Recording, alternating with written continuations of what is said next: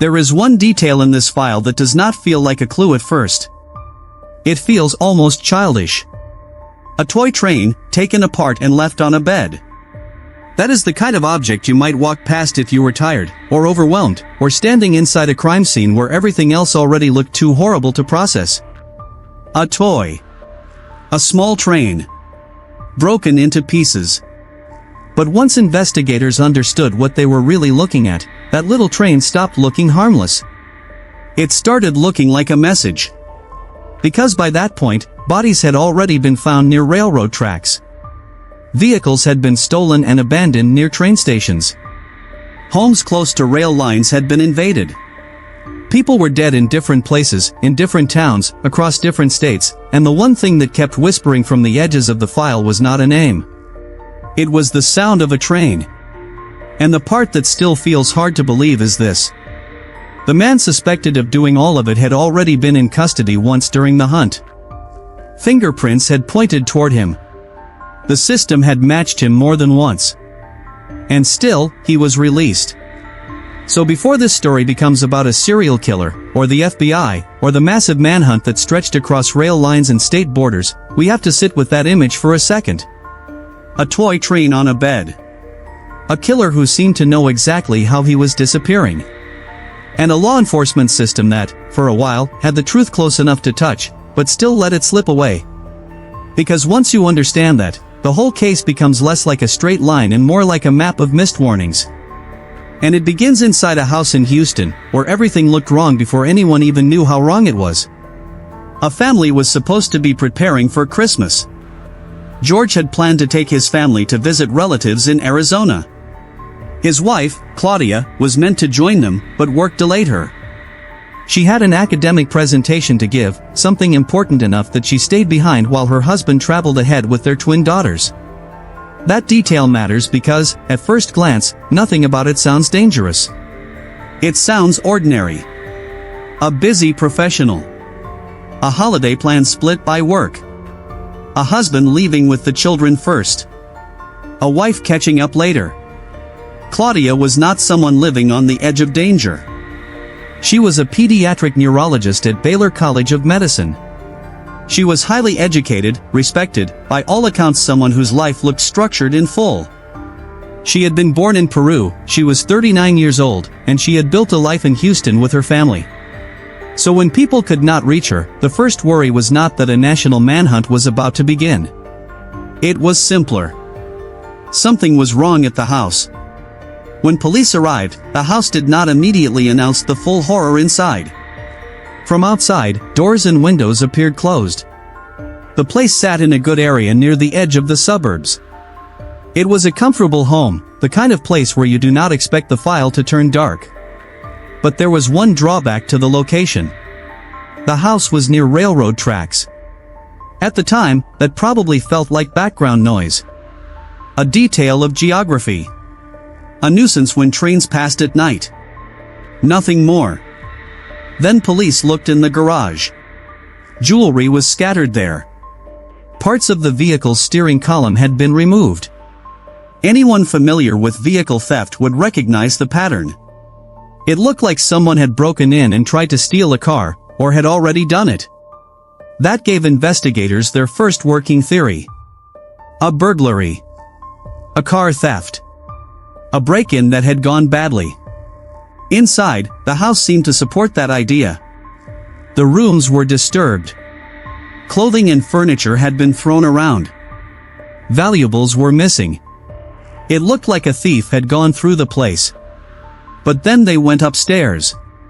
And that burglary theory started to fall apart. Claudia was found in the bedroom. Her body had been covered with a blanket. Her arms and legs were exposed. Nearby were two objects that immediately changed the emotional weight of the room, a blood-stained kitchen knife and a bronze statue, about 61 centimeters tall. The medical findings were brutal. She had been sexually assaulted and violently attacked. The wounds were not consistent with a thief panicking for a few seconds and running away. Her head had suffered repeated blunt force trauma. Her body showed evidence of a prolonged and savage assault. So, no, this did not feel like a normal robbery anymore. This felt personal. Or at least, that is where a lot of investigators would naturally go first. Because when someone stays long enough to attack a victim like that, when the violence is that excessive, when the body is covered afterward, the mind wants to search for a connection. A grudge. A relationship. A motive that sits close to the victim. But the strange details did not stop at the violence. They became stranger after the killing. Whoever did this had not rushed away. He stayed. He ate fruit in the kitchen. He opened Christmas presents. He handled objects. He left fingerprints. Claudia's driver's license was placed where it could be seen. The steering column parts had prints on them. The killer did not seem very worried about leaving pieces of himself behind. And that is where the file starts to feel uncomfortable. Because this was not clean. It was not careful in the way you might expect from someone trying to hide forever. But somehow, the person responsible still vanished. The fingerprints gave police a suspect, but even that was not simple. The name they found was not one name. It was a storm of names. The man tied to the prints had used more than 30 aliases. He changed his appearance with small adjustments. Hair. Facial hair. Glasses.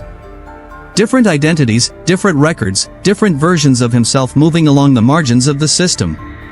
The name that kept coming up was Raphael. But even that name was only one mask. Investigators knew he was from Mexico and that he had crossed illegally into the United States many times. They found a long criminal history stretching back years.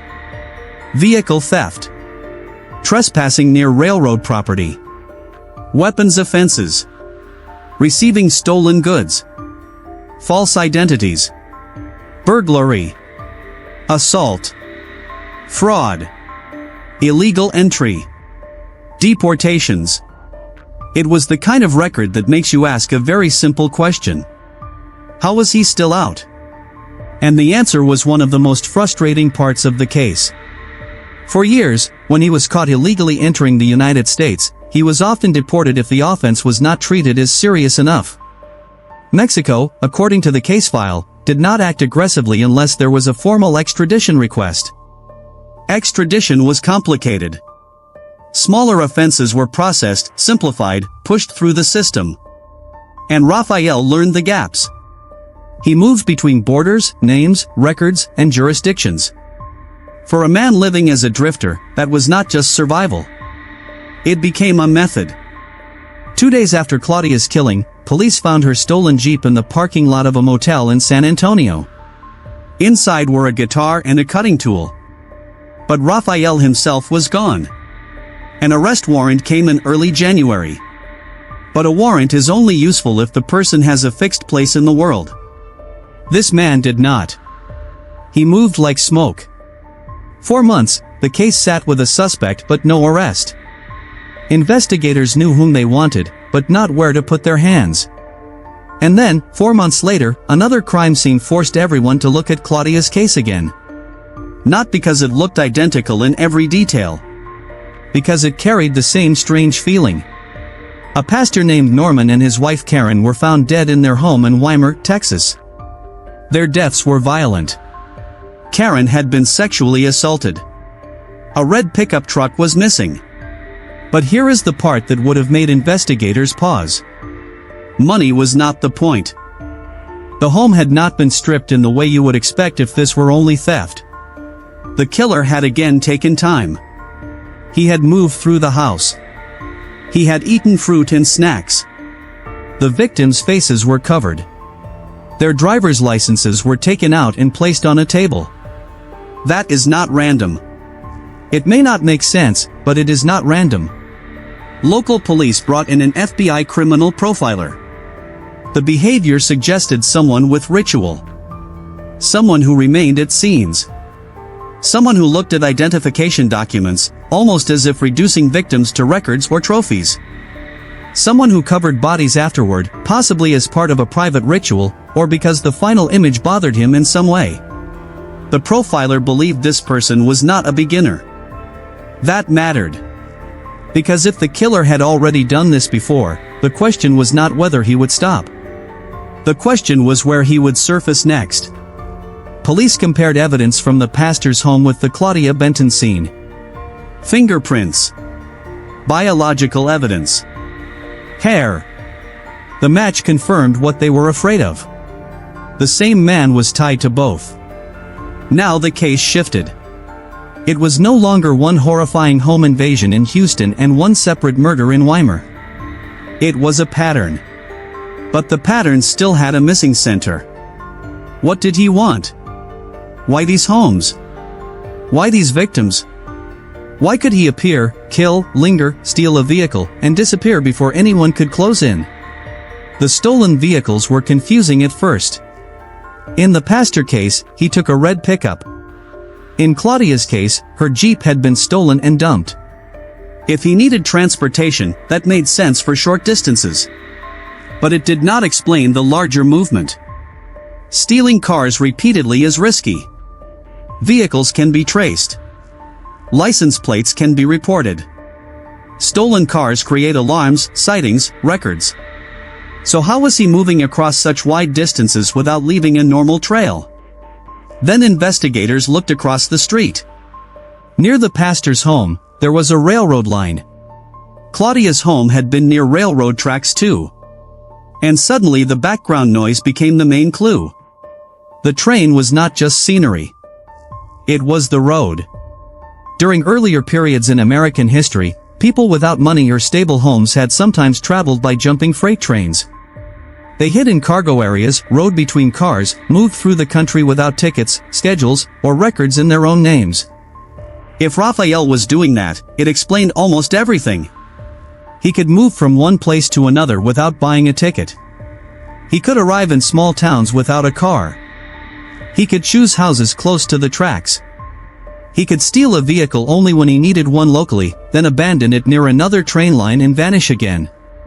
That realization changed the scale of the hunt. Because now investigators were not only searching streets, motels, and highways. They were searching the veins of the country. Thousands of trains. Endless cars. Remote stretches of track. Small towns. Rail yards. Places where a man could climb aboard, sit unseen, and wake up in another state. The killer had turned the railroad into camouflage. Police began warning people who lived near tracks. They distributed wanted posters. They told residents to lock doors, stay alert, and report anything suspicious. But warnings do not feel very comforting when the thing you are afraid of can arrive behind your house in the dark. On May 28, police found the pastor's stolen pickup near a train station in San Antonio. Again, too late. The truck was there. The man was not. And then the case accelerated. A young schoolteacher named Noemi was killed in Houston. She was 26. She was found in her apartment, and her white Honda was stolen. That car later appeared at the International Bridge in Del Rio, Texas. The same day, in Dubina, Texas, a 73-year-old woman named Josephine was found dead in her home. The weapon connected to that attack was the same type tied to Noemi's case. In Josephine's home, cash and jewelry were ignored, but personal items were taken. Food had been eaten again.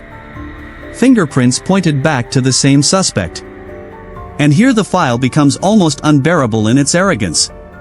Because in Josephine's home, the killer left a newspaper article on a sofa. The article reported that the pastor's stolen pickup had been found. Then, on the bed, he placed a toy train that had been taken apart. Read that slowly. A newspaper about the investigation. A broken toy train. Left inside another victim's home. That is not just evidence. That is communication. It is the killer saying, in the only language he seems to understand, that he knows the police are behind him. He knows they have connected him to the rails. And he still believes they cannot catch him. For investigators, that little train must have felt like a slap. The case was no longer just about stopping a killer. It was about catching someone who had started to enjoy the chase. By June 8, the FBI established a special task force in Houston. Hundreds and hundreds of tips came in from across the country, but tip lines can become their own kind of fog. Every sighting sounds urgent. Every caller thinks they saw the man. Every train station becomes a possible lead. Every motel clerk, every truck stop, every railroad worker might be the one who saw something. A month of chasing tips brought no solid result.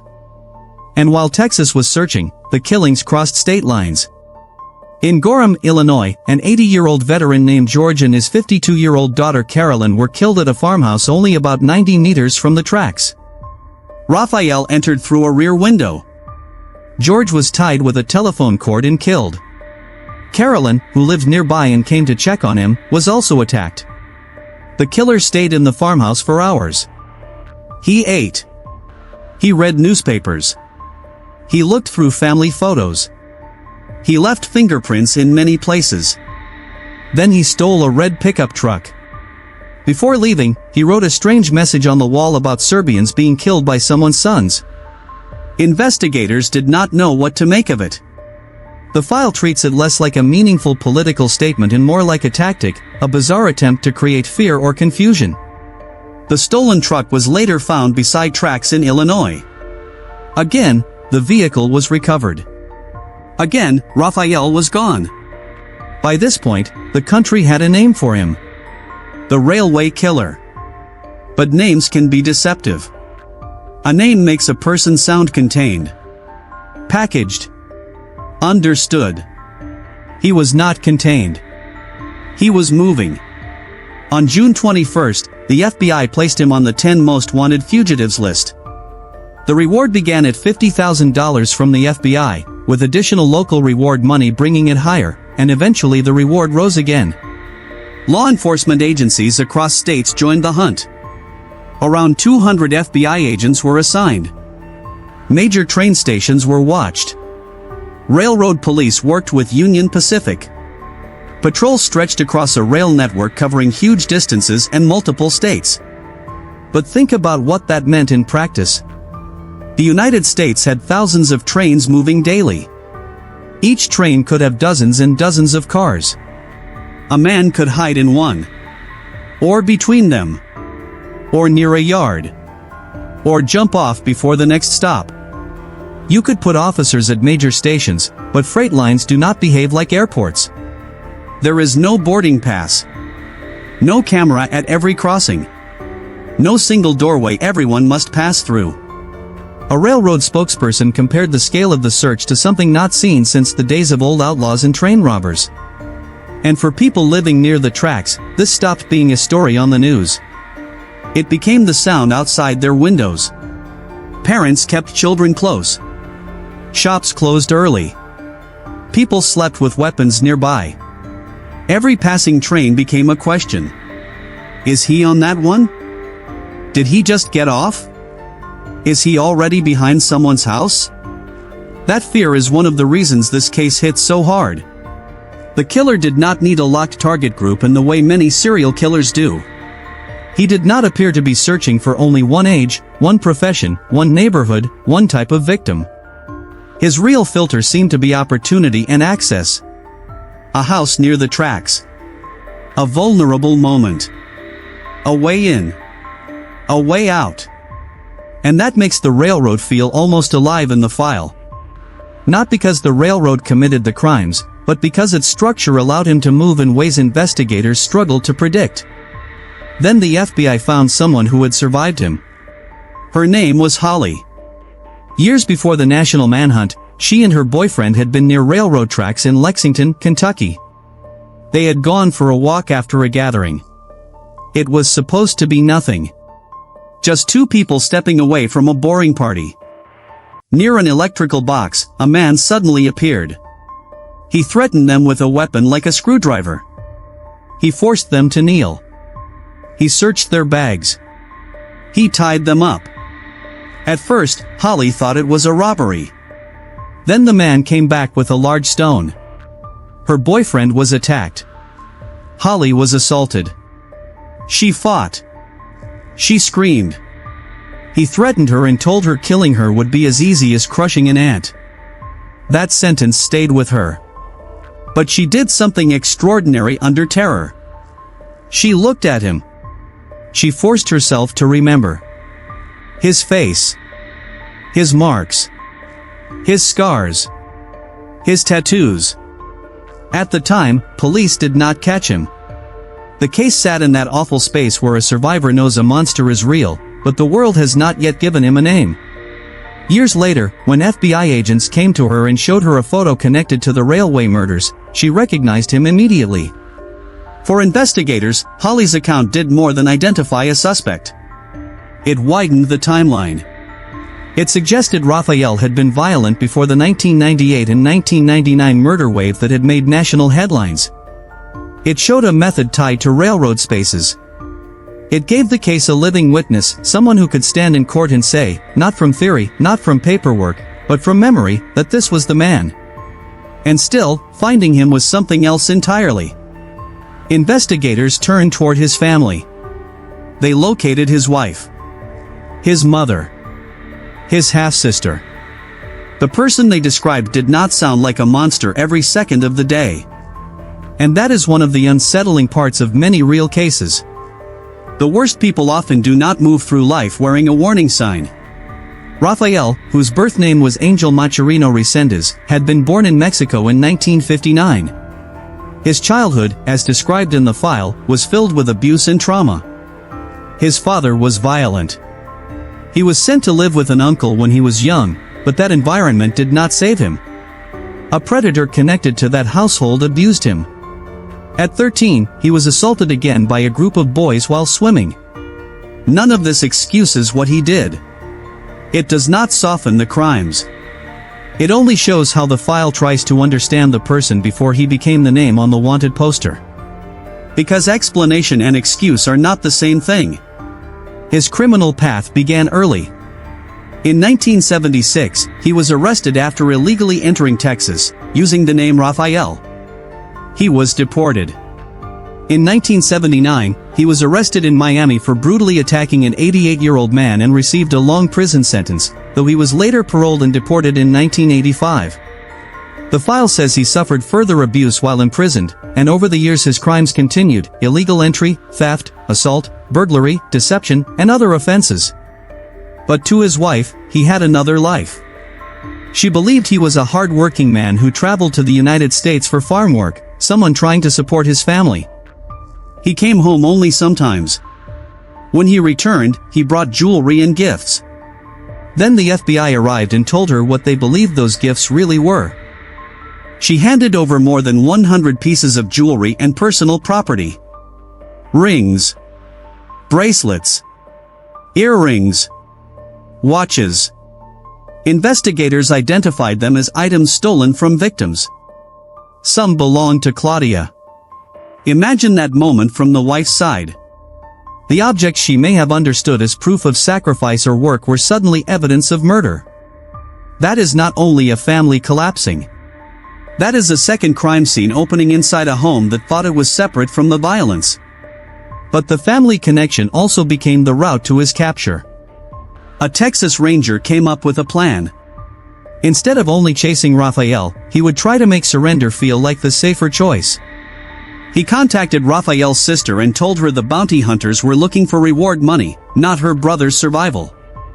If Raphael turned himself in, authorities could promise his safety in custody and humane treatment. The sister listened. On July 10th, she negotiated with Texas authorities on Raphael's behalf. The agreement included promises of protection in prison, regular visits from family, and psychological evaluation. If he were found to be mentally ill, that might affect his fate. For Raphael, who had spent so much time slipping through systems, surrender became a calculation. And on July 13, 1999, on a bridge watched by law enforcement, he appeared. The man who had turned rail lines into escape routes walked into custody. He was 39 years old. For the public, it may have felt like the end. For the file, it was only the moment the hidden parts began speaking. Once arrested, Raphael started talking. He admitted to killings investigators already knew about, and then named more. He described murders going back years: an unidentified woman in 1986, the woman's boyfriend, a man killed with a brick in 1991, a young couple in 1997, a homeless man, another Houston victim in 1998, and another woman killed in December of that year. The file lists these confessions as part of the broader picture of a killer whose known crimes were not the whole story. And his explanations were chilling, not because they made sense, but because they showed how he tried to make himself the judge. He called himself an angel of justice. He assigned guilt to victims. He accused people of disrespect, black magic, homosexuality, being against religion, or other imagined offenses. In his mind, as he presented it, the murders were punishment. This is where the case becomes psychologically dangerous to simplify. Because it would be easy to say he was simply insane and stop there. But investigators and prosecutors pushed back against that. They argued his crimes showed planning. He selected homes near tracks. He entered, attacked, remained at scenes, stole transportation, abandoned vehicles near rail lines, used aliases, crossed borders, and avoided capture. He was not simply wandering without awareness. He was making decisions that kept him free. That became central later. In jail, he reportedly tried to profit from his notoriety, selling signatures, hair, and personal items to collectors. That detail is small, but it tells you something about how he understood his own infamy. He was not hiding from the name people gave him. He was trying to use it. The trial focused on Claudia's murder. Prosecutors had fingerprints, DNA, the testimony of Holly, the survivor from Kentucky. She came to court and described what he had done to her and her boyfriend. Her words carried the weight of someone who had lived through the kind of encounter many others did not survive. Raphael did not show the remorse people might expect. According to the file, when Holly confronted him, he smiled. That image is hard to sit with. Defense lawyers argued that Raphael's childhood suffering and psychological damage had twisted his mind, that he genuinely believed his victims were guilty of something and that he should not receive the death penalty. One argument presented him as someone who knew he had problems and surrendered because of that. Prosecutors answered with the pattern. He was careful when he needed to be. He escaped again and again. He exploited the system. He understood identity, movement, timing, and opportunity. One witness claimed Raphael had studied insanity defense strategies while incarcerated, suggesting that his mental illness arguments were not as pure as the defense wanted them to seem. Then another layer entered the case. Mexico had abolished the death penalty, and Mexican officials pushed against Texas executing him. Lawyers and diplomatic officials tried to negotiate, hoping to avoid a death sentence or move the case into a system where execution would not happen. But in May 2000, a Texas jury convicted Raphael of murdering Claudia. 4 days later, the court sentenced him to death. That was not the final page, though. Death penalty cases do not move quickly. Appeals followed. Legal arguments continued. Questions about his mental competency delayed execution for years. By 2006, the court had to decide whether he was mentally competent to be executed. Raphael made bizarre statements. He said he did not believe in death. He claimed his body would die but he would remain eternal. He said the lethal injection would place him in a 3-day false death, and then he would appear in a new body in the Middle East to fight against Israel's enemies. He described himself as part man, part angel. Those statements sound delusional. But the legal question was not whether he had strange beliefs. It was whether he understood what execution was and why it was happening. The judge eventually ruled that he was mentally competent. On June 27, 2006, Raphael was brought to the execution chamber. Victims' relatives and his own family were allowed to witness. Before the injection, he looked toward the victims' families and asked for forgiveness. He said he knew he had allowed evil to control his life. He told his own family that he was sorry for making them suffer and that this was what he deserved. At 7:58 in the evening, the lethal drugs began. 7 minutes later, he was pronounced dead. But a case like this does not end because the killer dies. The sound of the train stayed. For families near the tracks, for victims' relatives, for survivors, the fear had already entered ordinary life. One mother later remembered hearing news that he might pass through Houston while she lived near railroad tracks, alone with a child and pregnant with another. Every train sound became a threat. She held her child through the night, unable to sleep. That is the damage that does not fit neatly into a verdict. Claudia's husband George witnessed the execution. He later said that what had been executed might have looked and walked and spoken like a human being, but inside, to him, there was only something evil wearing skin. No soul. No conscience. No remorse. He also pursued civil action connected to the railroad company and received a large settlement. He said he intended to donate the money to Baylor College of Medicine for children's genetic research, honoring Claudia's work and dreams. And Holly, the survivor, did something that feels almost impossible. She did not let the attack define the rest of her life only as fear. She wrote a book called Soul Survivor. She founded Holly's House, a resource center for victims of violent crime. The person who had once been forced to memorize a killer's face in order to survive became someone who helped others move through the aftermath of violence. That is one of the few lights in this file.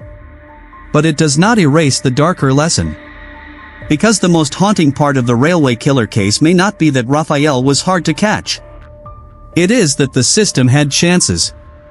One of the most painful examples happened on June 1, 1999, more than a month before he surrendered. Border Patrol agents caught him near Santa Teresa. He gave a false name.